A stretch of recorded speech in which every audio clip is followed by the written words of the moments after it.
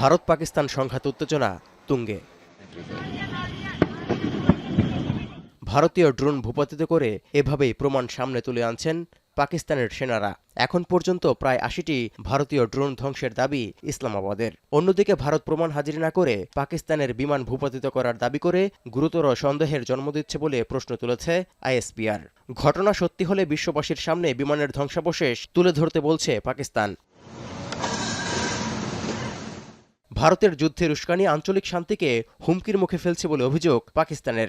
এই অবস্থায় ভারতীয় আগ্রাসী পরিকল্পনার বিরুদ্ধে সেনারা দৃঢ়ভাবে জবাব দিচ্ছে বলে উল্লেখ করেছেন পাকিস্তানের প্রতিরক্ষা মন্ত্রী খাজা আসিফ। আক্রমণ প্রতিহত ছাড়াও দিনরাত চলছে পাল্টা হামলা। সব মিলিয়ে আত্মরক্ষার জন্য পাকিস্তান ২০০ ভাগ প্রস্তুত বলেও উল্লেখ করেন তিনি। उनके मीडिया की, उनकी सियासी पार्टियों की जिस तरह हौसले पस्त हुए हैं, अल्लाह के फजल से पाकिस्तान में अवाम के, सियासी क़यादत के, फ़ौज के और तमाम मकतबा फ़िक्र के हौसले भी जवान हैं और उनको अपनी अफवाज पे फ़ख्र है। और इंशाअल्लाह ताला सारी कौम जो है अफवाज के पीछे जो है सीसा पलाई हुई दीवार की तरह खड़ी है। এদিকে নয়াদিল্লির আক্রমণের বিরুদ্ধে সামরিক পদক্ষেপের সমর্থনে জাতীয় পরিষদে ঐক্যের বার্তা দিল পাকিস্তানের সব রাজনৈতিক দল। রাজনৈতিক নিপীড়ন বাদ দিয়ে এই মুহূর্তে দেশের নিরাপত্তার উপর মনোযোগ দেওয়ার আহ্বান জানান ইমরান খানের দল পিটিআই এর নেতারা। नमाज पढ़ने के लिए असर की गया। তুমুল সংঘাত উত্তেজনায় উত্তর পশ্চিমাঞ্চলে কমপক্ষে ২৭টি বেসামরিক বিমানবন্দর বন্ধ করতে বাধ্য হয়েছে ভারত। হামলা পাল্টা হামলার মাত্রা বাড়ায় ভারত টেরিটোরিয়াল আর্মি তার অক্সিলারি মিলিটারি ফোর্সকে লড়াইয়ের জন্য সক্রিয় করেছে।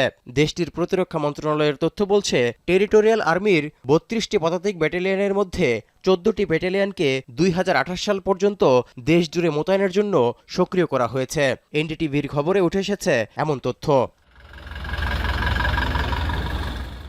স্টকহোম ইন্টারন্যাশনাল পিস রিসার্চ ইনস্টিটিউটের তথ্য বলছে, ভারতে প্রায় ১৪,৭৭,০০০ সক্রিয় সামরিক সদস্য এবং আধা সামরিক বাহিনীতে ১৬ লাখের বেশি সদস্য রয়েছে। অন্যদিকে পাকিস্তানে সক্রিয় রয়েছে ৭ লাখেরও কম সামরিক সদস্য, আর আধা সামরিক বাহিনীর সদস্য রয়েছে ২,৯০,০০০। তৌহিদুর রহমান, এখন বিশ্ব। লিলি হালাল বিউটি সোপ, বিএসটিআই কর্তৃক সনদপ্রাপ্ত দেশের প্রথম হালাল বিউটি সোপ, দীপ্তিময় উজ্জ্বল ত্বকের জন্য।